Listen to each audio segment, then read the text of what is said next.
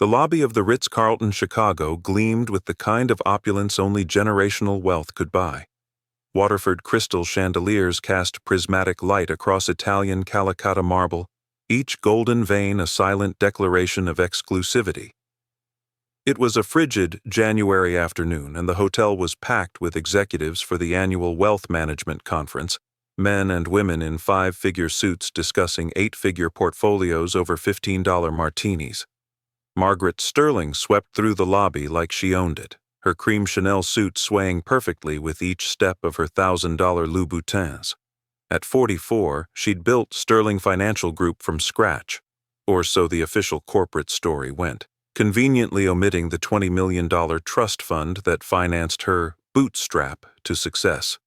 Her platinum blonde hair was locked in a perfect bob that cost $300 every 6 weeks to maintain.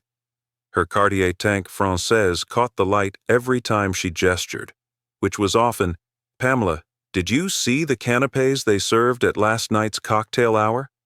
Margaret said to her VP of Operations, laughing too loudly. "Absolutely pedestrian for $60,000 in sponsorship dollars. I expected beluga caviar, not that salmon roe knockoff that probably came from Costco. If you believe real stories of justice deserve to be told, hit that subscribe button right now, because what happened next will restore your faith in karma in ways you never imagined possible." The elevator to the parking garage pinged, polished bronze doors sliding open. Terrell Harris stepped out first, his tools clanking in the heavy box he carried. 42 years of working under hoods and crawling beneath chassis had left his hands permanently stained, no matter how hard he scrubbed. His Harris Auto Repair uniform was clean but worn, his embroidered name starting to fray.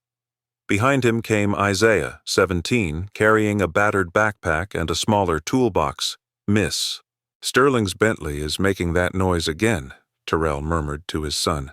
"Probably the serpentine belt tensioner. 15 minutes, maybe 20. Isaiah just nodded. It was Saturday.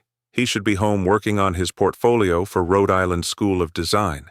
The acceptance letter was hidden under his mattress, still unshown to the father who dreamed Isaiah would follow in his footsteps at the shop. But Saturday emergency calls paid double, and they needed every dollar. Isaiah's sketchbook was wedged in his backpack, a corner of worn leather protruding. When he adjusted the strap, the book slipped and slammed onto the marble floor, sheets of drawings scattering like cards.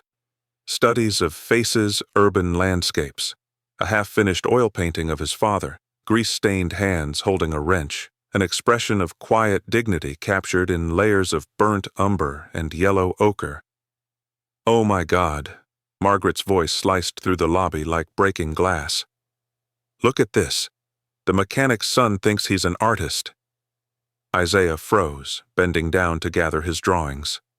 His hands, artist's hands, long fingers and precise, trembled slightly as he tried to hide his work. But Margaret was already marching toward him, Pamela and Christine following like a particularly cruel welcoming committee. "Let me see," Margaret demanded, snatching the sketchbook from Isaiah's hands before he could protest. She flipped through the pages, her lips curling into a smile that didn't reach her eyes. "Oh my, Pamela, Christine, come look at this. People like this always think they can just doodle a little and call themselves artists." The word people hung in the frigid marble air, weighted with centuries. The lobby grew quieter. Other conference attendees, mostly white, mostly wealthy, turned to watch. Some clutched their designer bags a little tighter. Parents pulled their children slightly closer, as if proximity to a black teenager in work clothes might somehow contaminate. "Sir, please collect your belongings and move to the service area." A hotel security guard materialized, his hand already moving toward Terrell's shoulder. "We were called here," Terrell said quietly, his voice measured with the practiced patience of a man who'd had this conversation 1,000 times. "Ms. Sterling's Bentley. Emergency repair." "I don't care if you were called by the president," Margaret interrupted, her voice rising. "You don't bring your little hobbies into the guest areas of a 5-star hotel. This is the Ritz-Carlton, not some community center. Isaiah's jaw clenched. He gathered the last of his drawings, sliding them carefully back into his sketchbook his father had taught him. Dignity in the face of disrespect, silence in the face of ignorance. But Margaret wasn't finished. "Actually, wait," she said, a cruel light dancing in her blue eyes. "You know what? I have an idea. You think you're an artist?" She turned to the growing crowd of onlookers. "Richard, darling, didn't we just buy those art supplies for the children's charity auction, the basic ones from Michael's?" Her husband, Richard Blackwood, CFO of Sterling Financial, silver-haired and smug, chuckled. "In the presidential suite, why?" "Fetch them," Margaret commanded. Then she turned back to Isaiah, her smile widening. "Here's what we're going to do, young man. You're going to paint my portrait right here, right now, and I'm going to pay you for it. Because unlike some people, I believe in compensating labor." She pulled a $20 bill from her Hermes wallet, waving it like a flag. $20 whole. That's probably more than your father makes in an hour fixing cars. "Ma'am, with respect, my son doesn't—" Terrell started.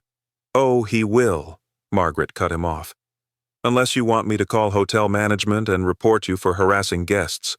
I'm sure that would do wonders for your little business's reputation." The threat hung there, naked and ugly. Terrell's jaw worked. Isaiah saw his father's hands ball into fists, then consciously relax. 42 years of swallowing rage. 42 years of biting his tongue. 42 years of surviving. "It's okay, Dad," Isaiah said quietly. "I'll do it." "Smart boy," Margaret cooed, the condescension dripping. "See? These people understand their place. They understand opportunity when it's handed to them." Richard returned with a plastic bag from Michael's craft store basic acrylic paints, the kind that cost $12.99 for a set of 12. Cheap brushes with synthetic bristles already shedding. A small canvas board, maybe 11 by 14, Margaret set up a plush velvet chair in the middle of the lobby like a throne, settling into it with the smugness of someone who'd never questioned their right to occupy space. "You have 30 minutes, she announced to the growing audience. At least 20 people had gathered now. Executives, hotel staff, curious tourists. Several had their phones out, filming. "Let's see what kind of art comes from the son of a mechanic. I'm sure it'll be very urban." The word urban twisted in her mouth like a slur Isaiah set up silently. He arranged the cheap paints on a makeshift palette, a piece of cardboard from the toolbox. He tested the brushes, feeling their weight, their balance, the way inferior bristles wouldn't hold paint properly. His heart hammered against his ribs, but his hands were steady. Years of painting in their basement, stealing hours between homework and helping his father at the shop, had trained him for this. He looked at Margaret Sterling. Really looked. Past the designer suit and the Cartier watch and the professionally maintained facade. He saw the tightness around her eyes, the lines of cruelty that no amount of Botox could fully erase. He saw the emptiness behind the arrogance, the insecurity that drove her to humiliate a 17-year-old boy for sport. He saw her. And then Isaiah began to paint. His brush moved with a confidence that made several onlookers lean forward.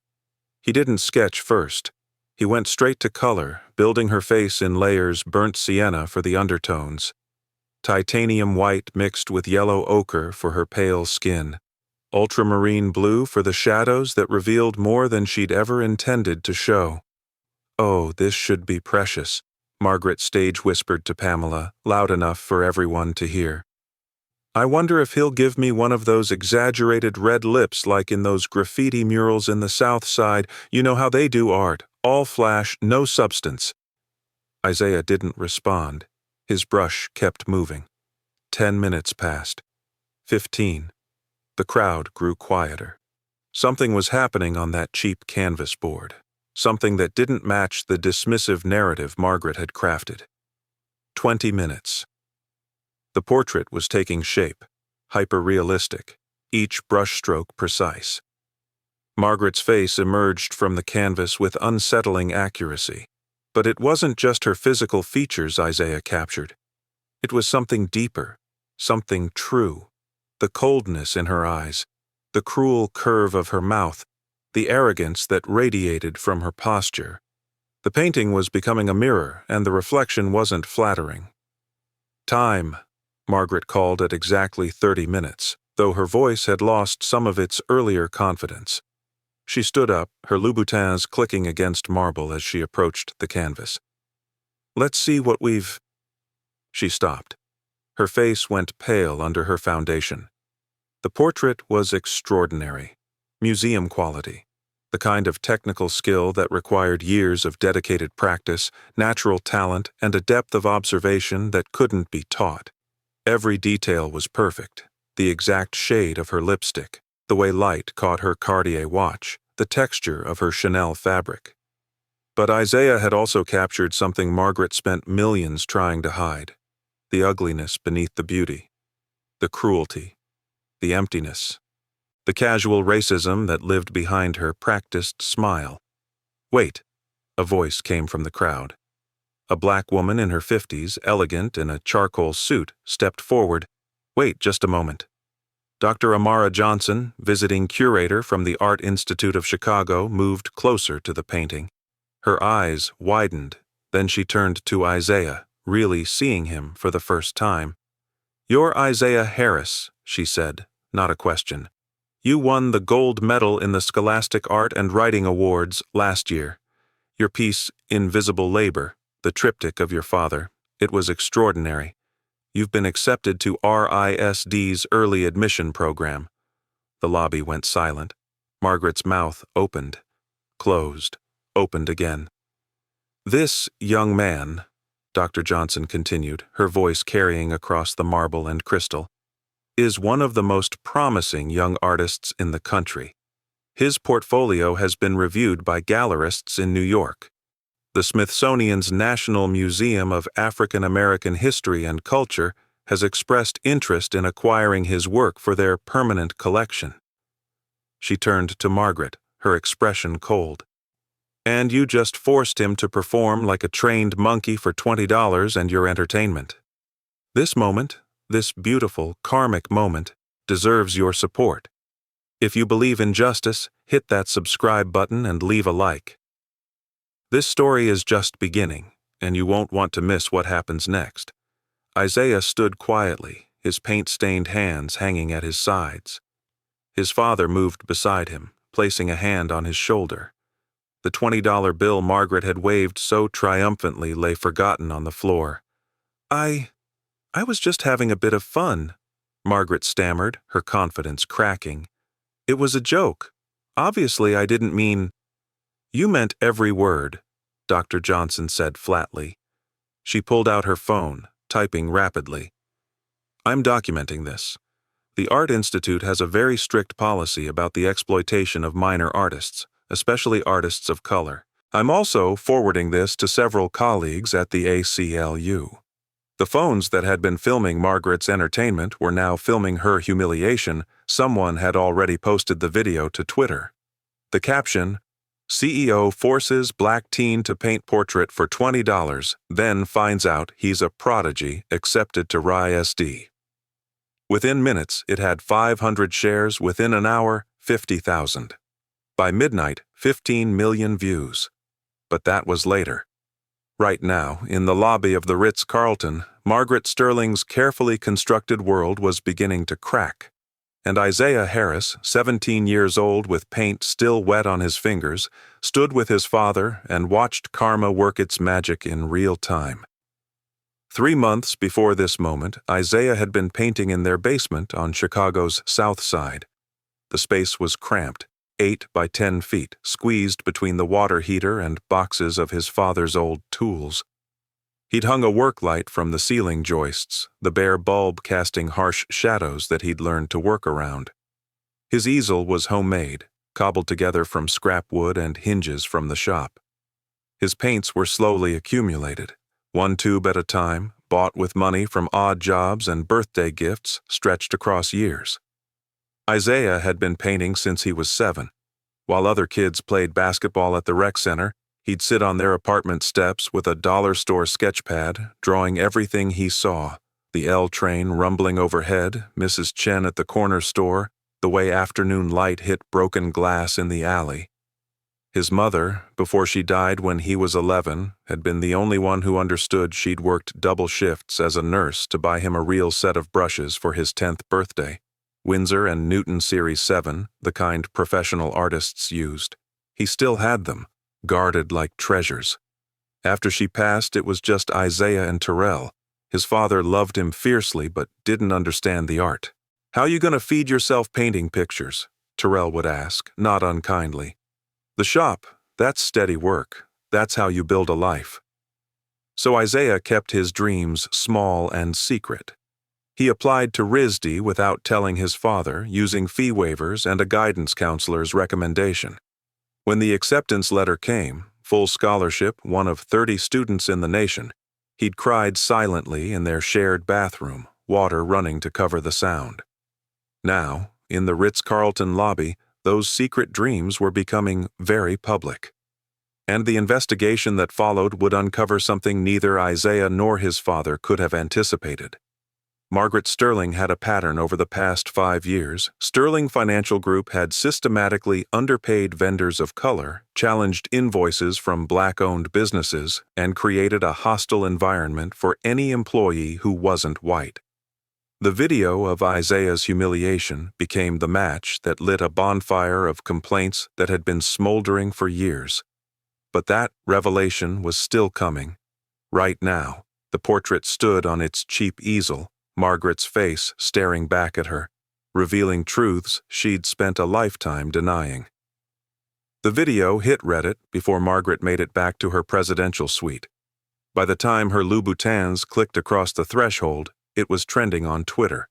Hashtag Ritz-Carlton Racism. Hashtag Isaiah Harris. Hashtag Artist Justice. The internet, for once, had chosen its side correctly. Margaret's phone began buzzing like an angry hornet. First her PR team, then her board members, then clients. Lots of clients. Sterling Financial Group's carefully curated image of progressive wealth management was disintegrating in real time, 15 million views at a time. "Turn it off," she snapped at Richard, who was scrolling through his own phone, his face growing paler with each swipe. "Just turn it all off." But you can't turn off consequence. That's not how karma works. Downstairs, Isaiah and Terrell were led to the hotel manager's office. Not as offenders this time, but as guests requiring protection from the growing crowd of supporters and media that had materialized within 40 minutes. Dr. Amara Johnson stayed with them, her presence a shield against any further humiliation. "Isaiah," she said quietly, sitting across from him in the oak-paneled office, "what that woman did to you, it wasn't just cruel, it was illegal. You're a minor. She coerced you into performing labor under threat to your father's business. That's exploitation, and in Illinois, there are very specific laws about that." Isaiah looked at his hands, still stained with Margaret's cheap acrylic paints. "I just want to go home." "I know," Dr. Johnson said. "But sometimes going home isn't enough. Sometimes justice requires us to stand still and let the world catch up to what we already know is true." She leaned forward. "Your talent deserves protection. Your dignity deserves vindication, and that woman deserves consequences." Terrell put his arm around his son's shoulders. For 42 years, he'd taught Isaiah to bow his head, to survive, to let insults roll off like rain. But sitting in that office, watching his son's genius finally recognized, something shifted in Terrell Harris. His boy wasn't going to inherit a life of swallowing rage, not if he could help it. "What do we need to do?" Terrell asked. Dr. Johnson smiled. "Let me make some calls." Within 72 hours, the situation had escalated beyond Margaret's ability to contain. The video had been picked up by major news outlets, CNN, MSNBC, even international media. White CEO humiliates black teen artist was the kind of story that transcended typical news cycles. It hit every pressure point of America's ongoing reckoning with race, class, and casual cruelty. But the real damage came from inside Sterling Financial Group itself. Employees started talking, A former analyst, a black woman named Keisha Thompson who'd left the company 2 years earlier, came forward with screenshots of internal emails, messages where Margaret referred to minority-owned vendors as diversity hires who can't deliver quality work. Communications showing systematic undervaluation of black-owned businesses bidding for contracts. A pattern of microaggressions so consistent it couldn't be dismissed as isolated incidents. The Illinois Attorney General's office opened an investigation not just into the Isaiah Harris incident, that was merely the visible tip of a much larger iceberg. Civil rights attorneys began combing through 5 years of Sterling Financial's business practices, and what they found was damning. Margaret hired a crisis management firm for $50,000 a month. They advised her to issue an apology. She refused. "I won't be bullied by cancel culture," she told Richard, even as their client list began shrinking like ice in summer sun. 2 weeks after the Ritz-Carlton incident, Sterling Financial Group lost its 3 largest institutional clients, a combined $42 million in annual revenue. The clients cited misalignment of values in their professional dismissal letters.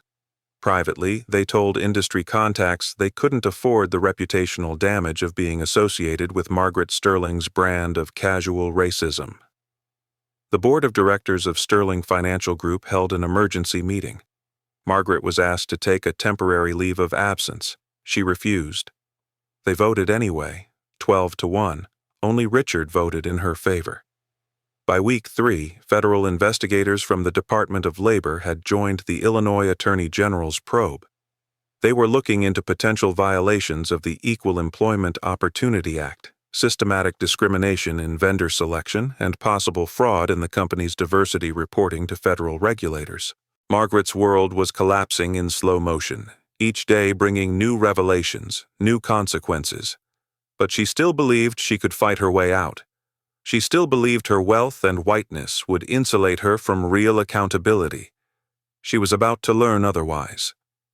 The case went to trial 4 months later in the United States District Court for the Northern District of Illinois.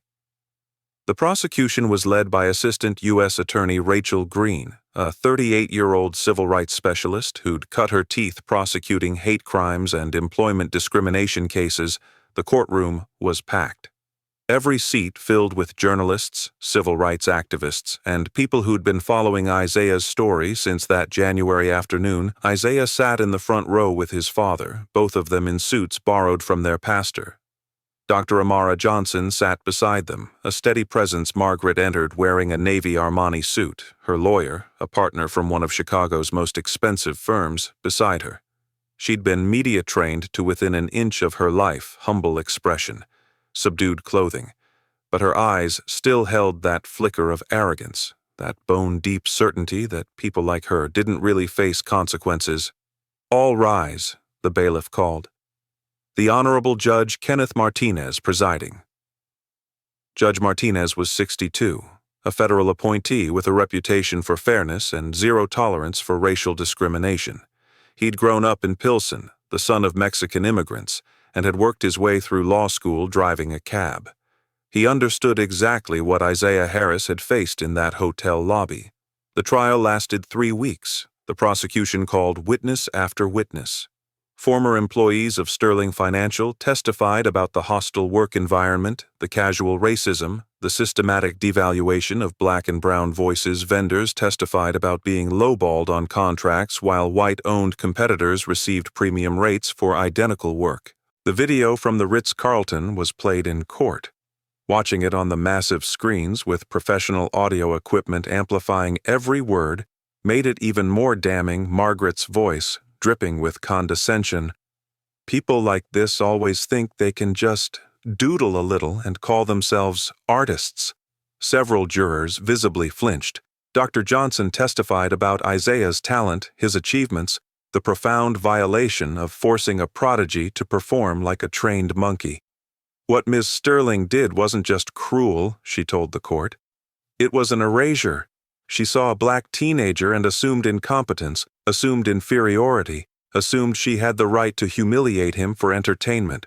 That's not ignorance. That's racism, intentional and systemic." Isaiah himself took the stand on day 8. He was 18 now, about to start at RISD in the fall. He spoke quietly but clearly about that day in the lobby, about the shame he felt, about watching his father have to swallow his rage one more time. "She didn't see me as a person," Isaiah said. "She saw my skin and my father's uniform and decided she knew everything about us, that we were less than, that we existed for her amusement."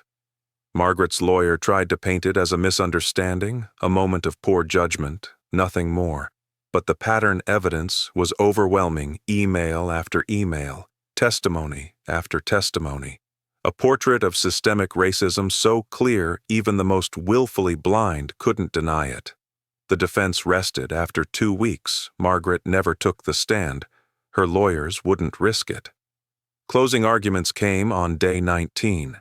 Rachel Green stood before the jury, 12 faces representing the diversity of Chicago.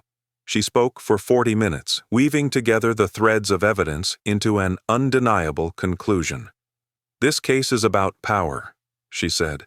"The power Margaret Sterling believed she had to humiliate a black child, the power she wielded to discriminate against dozens of businesses and employees, the power she thought would protect her from consequence." She paused. "But in this courtroom, the only power that matters is the power of truth. And the truth is that Margaret Sterling violated federal civil rights law, Illinois employment law, and the basic human dignity of everyone who had the misfortune of being seen as less than through her eyes." The jury deliberated for 6 hours. When they returned, the forewoman, a middle-aged Latina woman named Maria Gonzalez, stood and read the verdict with a steady voice that carried across the silent courtroom.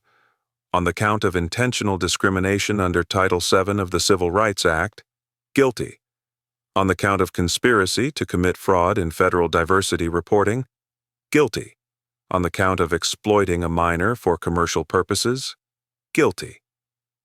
Margaret's face drained of color. Her hands gripped the defense table. Richard sat beside her, silent, already calculating his divorce attorney's retainer.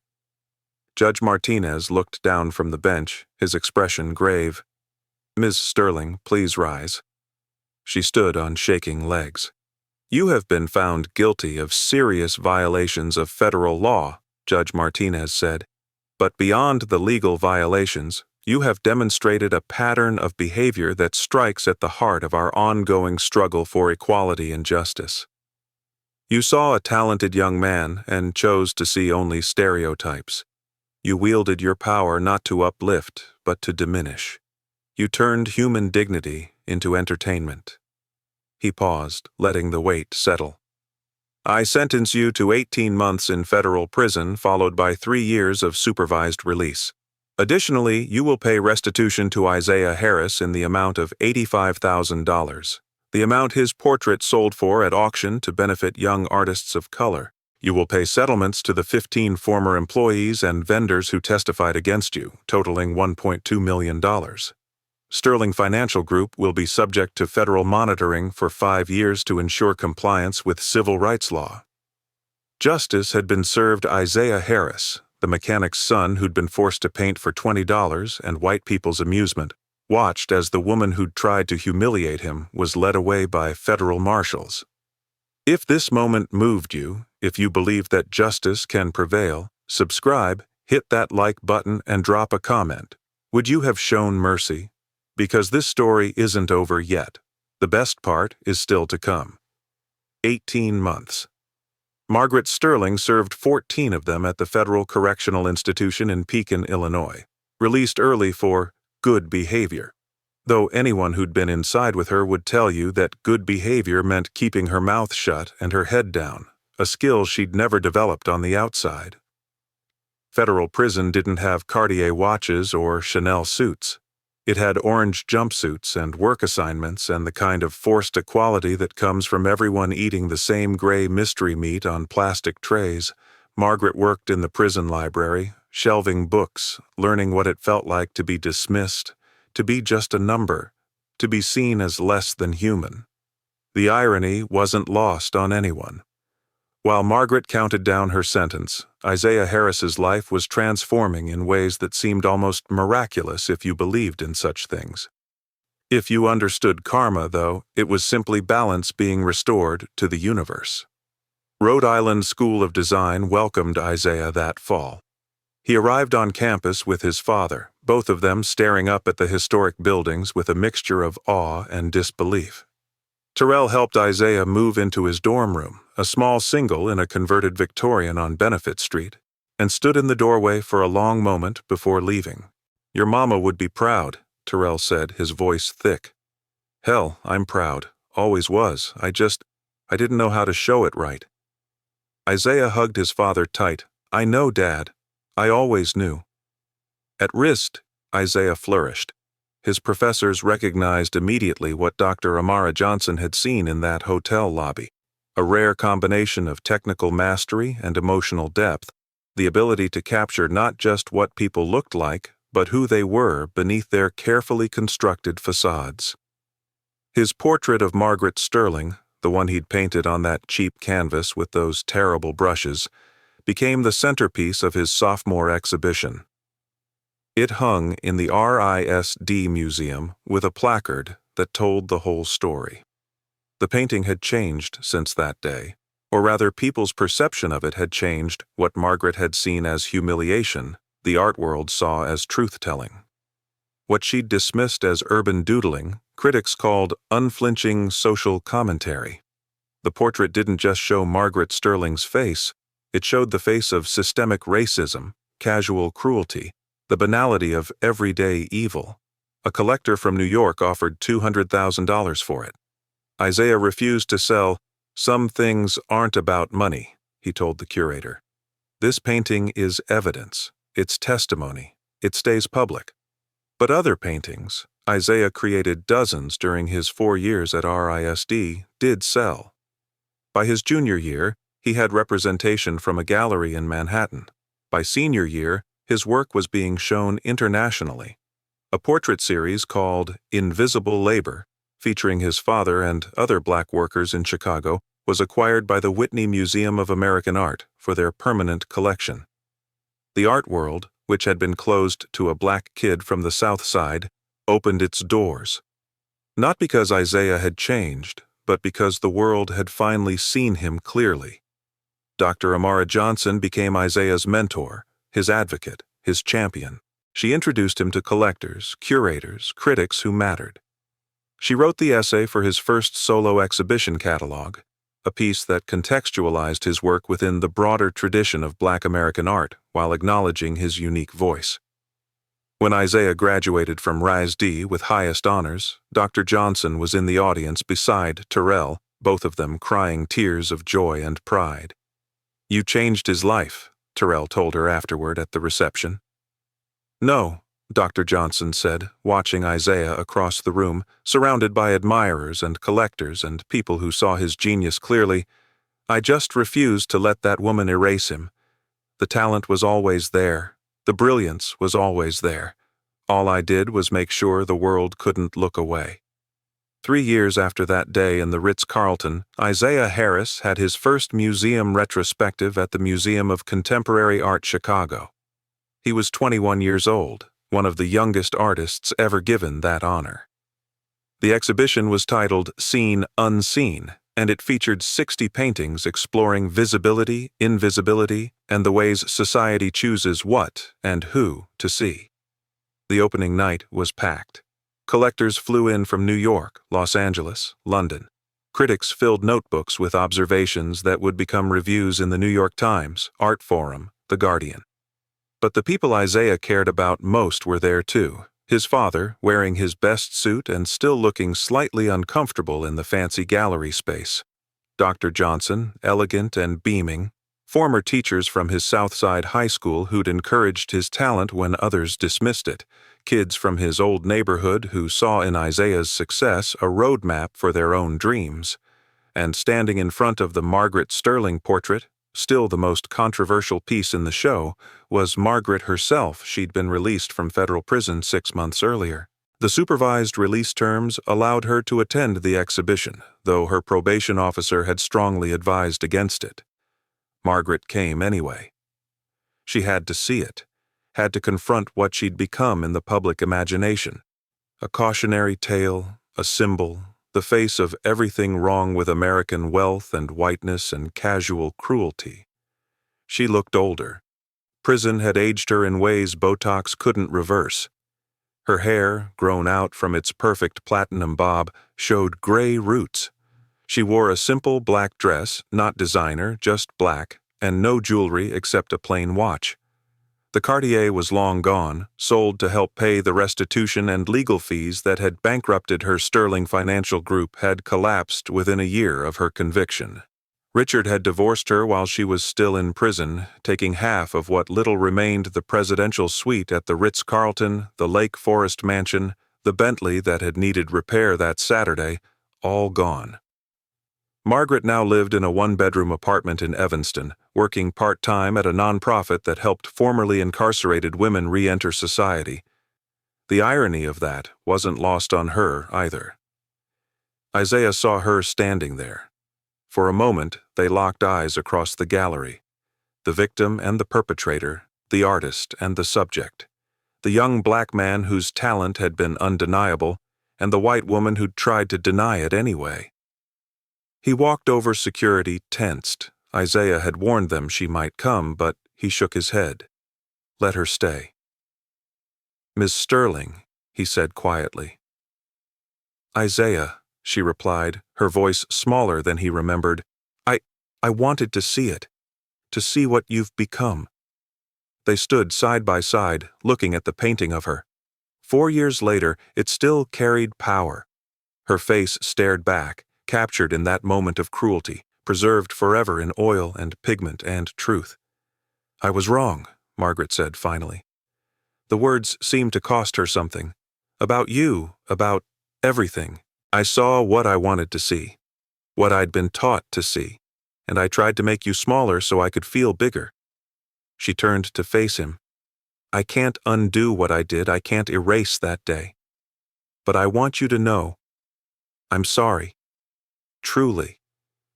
Isaiah studied her. 4 years ago, this moment would have meant everything. The validation, the apology, the acknowledgement of his humanity from someone who'd tried to strip it away. But standing here now, in his own museum exhibition, surrounded by evidence of his undeniable talent, he realized something. He didn't need her apology. He'd never needed her validation. His worth had never been dependent on her recognition. I appreciate you saying that, Isaiah said carefully. But I didn't create all this to prove anything to you.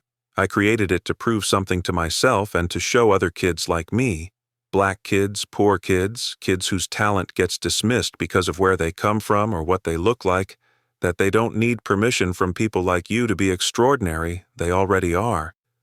Margaret nodded slowly. Tears ran down her cheeks, cutting tracks through makeup that couldn't hide what prison and consequence had carved into her face.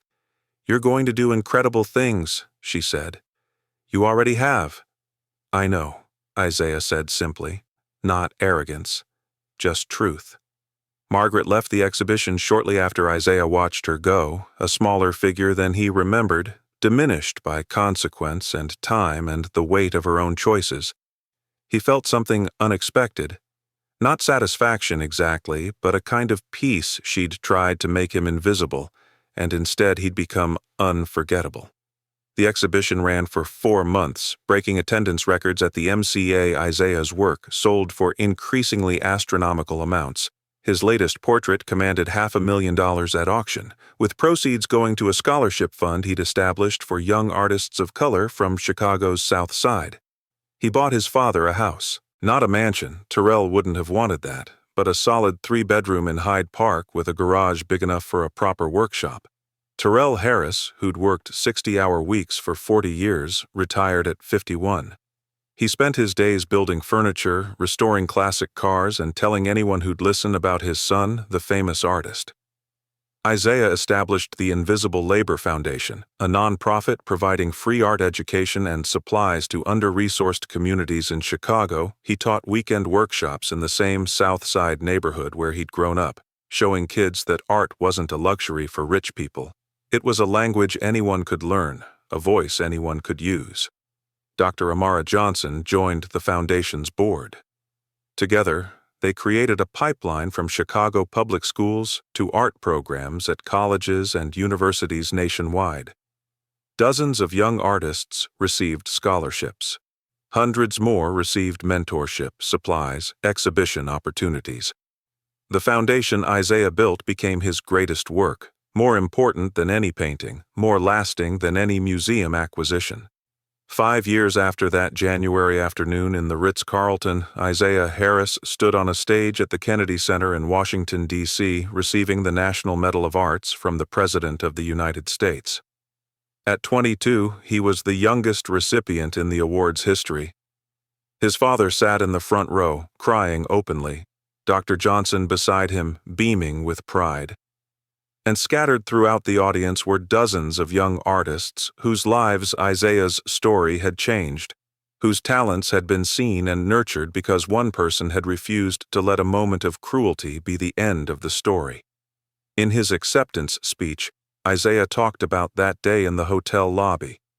He described the humiliation, the $20 bill on the marble floor, the assumption that a black teenager in work clothes couldn't possibly be a real artist. He talked about his mother, who'd sacrificed everything to buy him real brushes, his father, who'd worked himself to exhaustion so Isaiah could have choices he'd never had, Dr. Johnson, who'd seen his worth when it mattered most. And then Isaiah said something that would be quoted in newspapers and social media and inspiration memes for years to come. Margaret Sterling tried to make me small. She tried to reduce me to a stereotype, to entertainment, to something less than human. But here's what she didn't understand. You can't diminish light by refusing to see it. Light exists whether you acknowledge it or not. Talent exists whether you validate it or not. Worth exists whether you recognize it or not. I was always going to be extraordinary. The only question was whether the world would get out of its own way long enough to notice. The Kennedy Center erupted in applause that lasted 5 full minutes. That night, the video of Isaiah's speech went viral. 15 million views in 24 hours, the same number that had watched his humiliation 5 years earlier. But this time, the story was different. This time, Isaiah Harris wasn't a victim being defended. He was a champion being celebrated, a young man who'd transformed cruelty into art, humiliation into activism, dismissal into undeniable brilliance. The circle was complete. Margaret Sterling watched the speech from her small apartment in Evanston. She watched Isaiah accept the Medal of Arts, watched him stand in front of the world as everything she'd tried to pretend he could never be. And for the first time since that day in the Ritz-Carlton, she understood the magnitude of what she'd done, not just to Isaiah, but to herself. She'd tried to feel superior by making someone else inferior. She'd tried to build herself up by tearing someone else down. And in doing so, she'd revealed not his weakness, but her own Isaiah had been tested in that moment and proven strong. Margaret had been tested and proven small. That was the real lesson. That was the real justice. Isaiah Harris, the mechanic's son from Chicago's South Side, the boy who'd painted with cheap acrylics on cardboard in a basement lit by a bare bulb, had become one of the most important artists of his generation. His work hung in major museums worldwide. His foundation changed thousands of lives. His story inspired millions. And Margaret Sterling, the CEO who'd thought wealth and whiteness made her better than everyone else, had learned the hardest lesson of all, that trying to dim someone else's light only reveals the darkness in your own soul. 10 years after that day in the Ritz-Carlton, Isaiah returned to Chicago for a public art installation. A massive mural on the South Side, visible from the EL train, showing his father's hands, grease-stained, calloused, beautiful, holding a paintbrush instead of a wrench. The title, The Hands That Built Everything. Thousands attended the unveiling. Terrell Harris, now 61 and healthy and happy, stood beside his son as the sheet fell away, revealing the 100-foot-tall image of his hands. He cried, as he always did when confronted with evidence of his son's impossible success. But this time, Isaiah cried too. "Thank you, Dad," Isaiah whispered. for teaching me that dignity doesn't require anyone's permission, that worth doesn't require anyone's recognition, that I was always enough, exactly as I was. Terrell pulled his son close. You taught me that, he said. I just had to learn to see it. If this story moved you, if you believe in the power of justice, the triumph of talent, and the victory of truth over prejudice, then do 3 things right now. First, subscribe to this channel so you never miss stories that restore your faith in humanity. Second, hit that like button to tell the algorithm that real stories matter more than rage bait. Third, leave a comment telling us where you're watching from and whether you believe redemption is possible for people like Margaret Sterling. And here's the thing about stories like Isaiah's. They're not rare because talent is rare. They're rare because too many talented people, black kids, brown kids, poor kids, kids from the wrong neighborhoods, never get the chance to show the world what they can do. They're dismissed before they're seen. They're judged before they're known. They're made small before they can become large. But every time one of them breaks through, every time someone like Isaiah refuses to be diminished, every time someone like Dr. Johnson refuses to look away, every time the world is forced to confront its own blindness, we get a little closer to the world we claim to want. A world where talent is recognized regardless of skin color, where dignity is granted regardless of economic status, where a 17-year-old black boy with paint-stained hands can be seen for exactly what he is. Extraordinary Isaiah Harris became that vision made real. And his story, from humiliation in a hotel lobby to the National Medal of Arts, from $20 on marble floors to $500,000 paintings in museums, is proof that justice, however delayed, however hard won, is still possible. The question isn't whether people like Isaiah can succeed. The question is whether the rest of us will get out of the way long enough to let them share this story. Tell it to someone who needs to hear it. Let it remind you that cruelty is never the end of the story. It's just the beginning of the chapter where karma starts keeping score, and karma, as Margaret Sterling learned, always collects its debts. Always.